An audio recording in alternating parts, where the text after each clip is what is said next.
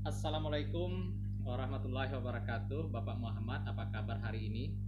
Waalaikumsalam warahmatullahi wabarakatuh. Alhamdulillah sehat. Bapak bagaimana kabarnya? Alhamdulillah, saya juga sehat. Nah, Pak M, Ya, 3 hari yang lalu saya sudah menyampaikan kepada Bapak kalau akan melakukan supervisi di kelas Bapak.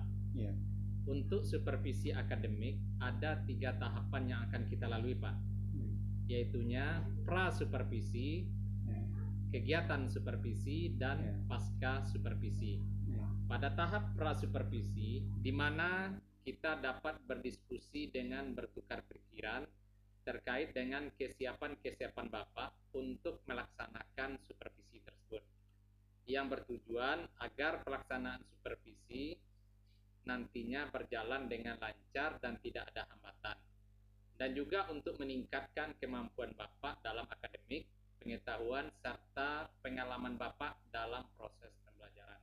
Nah, untuk membuka percakapan kita pada pagi ini, kalau boleh saya tahu, apa harapan Bapak dari pertemuan kita pada pagi ini?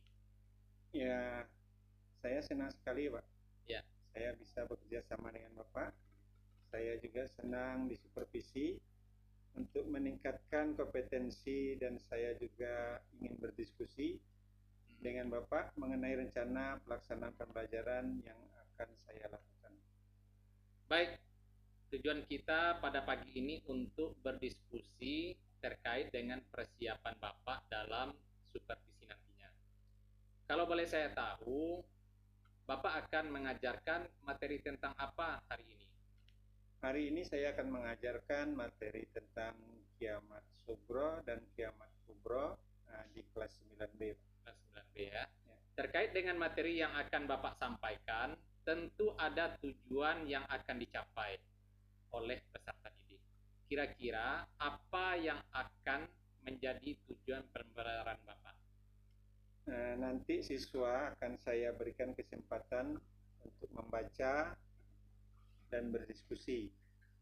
Mereka akan mengetahui apa perbedaan kiamat sugro dan kiamat kubro beserta contoh-contohnya. Wah, luar biasa itu Pak. Nah, nanti tujuan pembelajaran ini, apa area yang akan Bapak kembangkan? Baik, seperti yang pertama tadi, bahwa tujuan pembelajaran saya yang pertama tadi adalah untuk membaca. Di sini saya ingin meningkatkan literasi siswa. Jadi dengan membaca mereka mampu memahami bacaan. Di samping itu juga akan mencatat informasi yang baru juga mengenai materi ini. Selanjutnya bersama kelompok mereka berdiskusi, berkolaborasi dengan teman-temannya. Bagaimana menjawab pertanyaan-pertanyaan dengan diskusi kelompok. Sangat menarik itu Pak. Jadi area yang akan Bapak kembangkan itu yang pertama adalah meningkatkan literasi siswa. Ya. Dan yang kedua adalah supaya siswa bisa berkolaborasi, saling berdiskusi antar siswa. Lalu apa saja yang sudah Bapak persiapkan untuk supervisi nantinya Pak? Nah, seperti ini Pak, ini ada saya membuat RPP berdiferensiasi. Oh ya, RPP berdiferensiasi. Ya, dan juga mencantumkan KSE Ya. serta budaya positifnya. Seperti yang Bapak beri bimbingan kemarin. Ya. Bagaimana untuk mencantumkan KSE ke dalam RPP. Selain Ya. RPP juga saya menyusun LKPD, yang ya. saya buat dalam 5 kelompok. Ya. Nah, nanti mereka berbeda-beda mendapatkan LKPD-nya. Oh gitu. Ya, ini LKPD-nya. Ya. Baik, lengkap sekali persiapan Bapak. Lalu strategi apa yang Bapak gunakan dalam RPP ini? Saya akan membagi siswa menjadi 5 kelompok. Pada tiap-tiap kelompok mereka memiliki kemampuan yang berbeda-beda. Ya. Supaya siswa yang memiliki kemampuan bagus bisa membantu siswa yang kemampuannya sedang dan lambat. Sangat menarik strategi Bapak ini. Kira-kira pukul berapa kita bisa supervisi Pak? Kebetulan saya mengajar jam kedua. 5 menit lagi saya masuk, Pak. Berarti kita harus siap-siap untuk menuju ke kelas sekarang ya Pak ya? Betul Pak, mari kita siap-siap menuju kelas. Baik, Pak M, terima kasih atas waktu Bapak yang telah bersedia berbincang-bincang dengan saya pada pra-observasi ini. Sama-sama terima kasih. Terima kasih Pak. Oke. Baik. Terima kasih. Baik Anda semuanya, bagaimana kabar hari ini? Alhamdulillah wa syukurillah Allahu Akbar. Terima kasih, semuanya sehat, alhamdulillah. Baik, masih ingat pelajaran kita yang kemarin? Masih. Apa? Sholat. Tentang sholat. Mudah-mudahan ibadah sholat kita dapat diterima oleh Allah Subhanahu wa Ta'ala. Baik, selanjutnya materi kita hari ini tentang kiamat. Ya. Kalian sudah mendengar tentang kiamat? Sudah? Jadi kiamat adalah suatu masa di mana kita semuanya akan mati dan kehidupan alam semesta ini akan berakhir. Ya, jadi kepada semuanya, coba perhatikan gambar di depan. Ya, gambar di depan ini menandakan salah satu contoh kiamat. Berapa pembagian kiamat? 2. Yang pertama? Yang kedua? Apa yang dimaksud dengan kiamat sugro? Kiamat kecil. Kalau ada bencana alam, ribuan orang mati, itu termasuk kiamat apa? Kiamat sugro atau kiamat Kecil.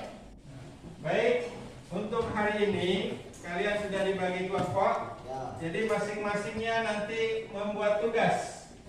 Tugasnya adalah mencari atau menuliskan ciri-ciri akan datangnya hari kiamat.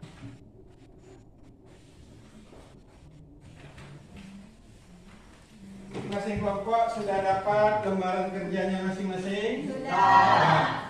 Silahkan kalian diskusikan. Nanti setelah kamu tulis, masing-masing kelompok akan menampilkan hasil diskusinya ke depan kelas, dan yang lainnya nanti diberi waktu atau diberi kesempatan untuk menanggapi. Silakan kepada masing-masing kelompok untuk berdiskusi. Kiamat sugro adalah kiamat kecil. Contohnya adalah terjadinya musibah dan kesulitan atau meninggalnya seseorang. Kiamat besar adalah kiamat kubro adalah kiamat besar. Contohnya adalah hancurnya alam semesta. Ya, terima kasih kepada Azadi.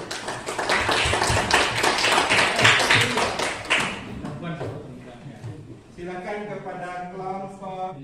Silakan kelompok 3 yang diwakili oleh Wilda. Sugro adalah kiamat kecil, contohnya musibah meninggal dunia. Kiamat kubra adalah kiamat besar, contohnya hancurnya alam semesta. Terima kasih. Kepada semuanya, mari kita simpulkan pelajaran kita hari ini tentang pembagian kiamat sugro dan kiamat kubro.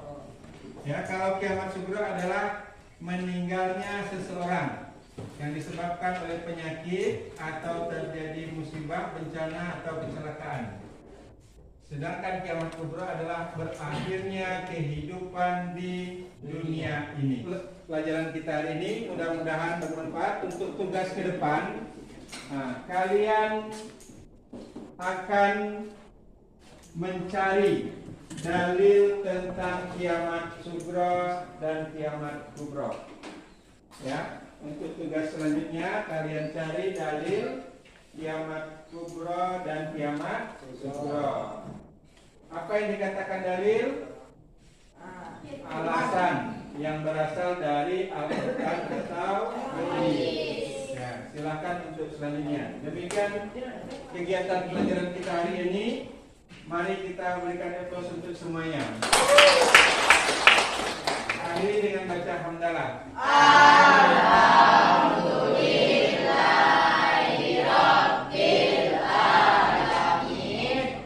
Assalamualaikum warahmatullahi wabarakatuh.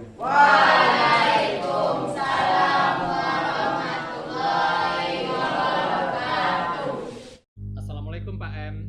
Waalaikumsalam Pak D. Baik, Pak M, dalam percakapan pasca observasi kita kali ini, saya akan memberikan pertanyaan-pertanyaan kepada Bapak terkait pembelajaran di kelas yang sudah Bapak lakukan. Baik Pak. Nah, untuk pertanyaan pertama, bagaimana perasaan Bapak terkait pembelajaran yang sudah Bapak laksanakan? Ya, terima kasih. Karena belum terbiasa di supervisi di dalam kelas, tadi ada juga perasaan seperti gugup.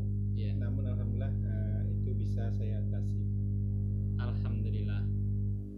Bisakah Bapak ceritakan kembali area yang dikembangkan di dalam kelas? Kemudian langkah-langkah pembelajaran apa yang Bapak lakukan tadi?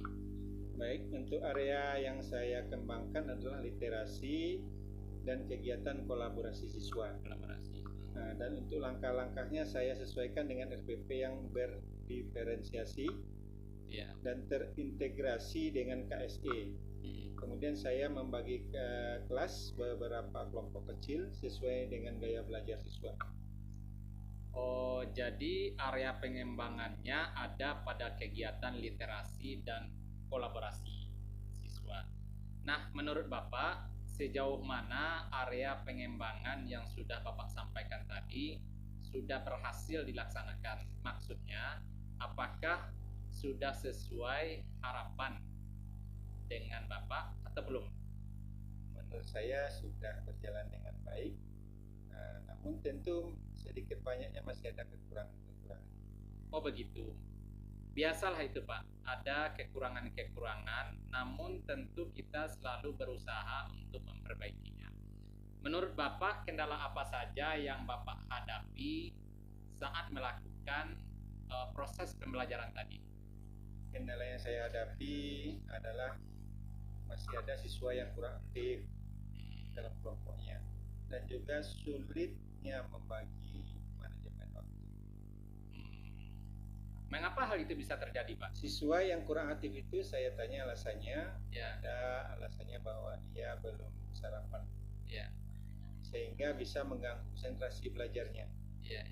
Tentang manajemen waktu memang terkadang sulit bagi saya, karena tanpa terasa sudah masuk waktu istirahat, padahal pembelajaran belum selesai.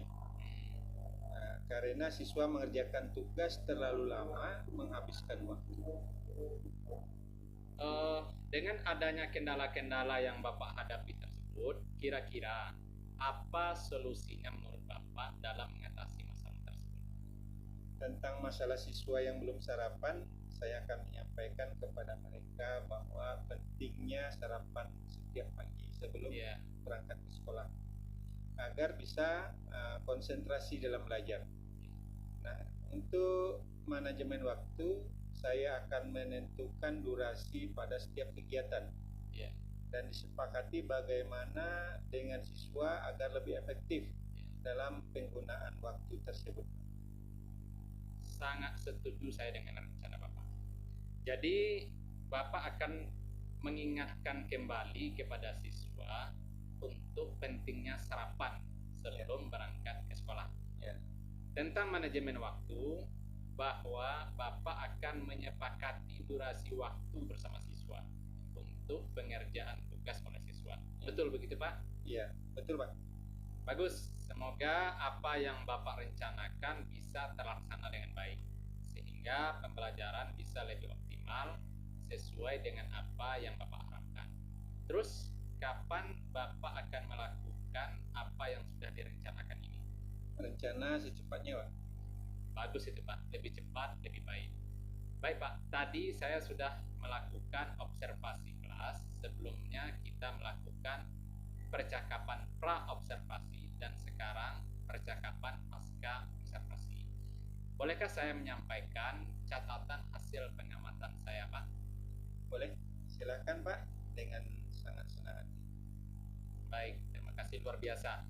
Bapak sudah melakukan pembelajaran berdiferensiasi yang terintegrasi dengan KSE yang sudah tersusun dalam RPP. Kemudian membagi kelompok menjadi beberapa kelompok, ada 5 kelompok tadi ya Pak ya? Iya. Kemudian selanjutnya memberikan media, LKPD dan tugas kepada siswa sesuai dengan format dan gaya belajar mereka agar mereka antusias dalam belajar. Terkait dengan siswa yang tidak konsentrasi dikarenakan dia belum sarapan. Mengenai manajemen waktu dikarenakan siswa terlalu lama dalam mengerjakan tugas sehingga materi tidak tersampaikan secara optimal. Dan untuk masalah tersebut Bapak juga sudah mengatasinya sesuai dengan alur tirta yang berisikan tujuan, identifikasi, rencana aksi, dan tanggung jawab. Bagaimana menurut Bapak atas pengamatan saya tersebut? Terima kasih atas pengamatan dan umpan balik dari Bapak terkait dengan pra-supervisi, kegiatan supervisi, dan pasca supervisi. Agar kedepannya saya lebih baik, optimal lagi dalam pembelajaran. Sama-sama, terima kasih Pak. Mari kita istirahat, sholat, dan makan. Baik Pak, mari. Assalamualaikum warahmatullahi wabarakatuh. Waalaikumsalam.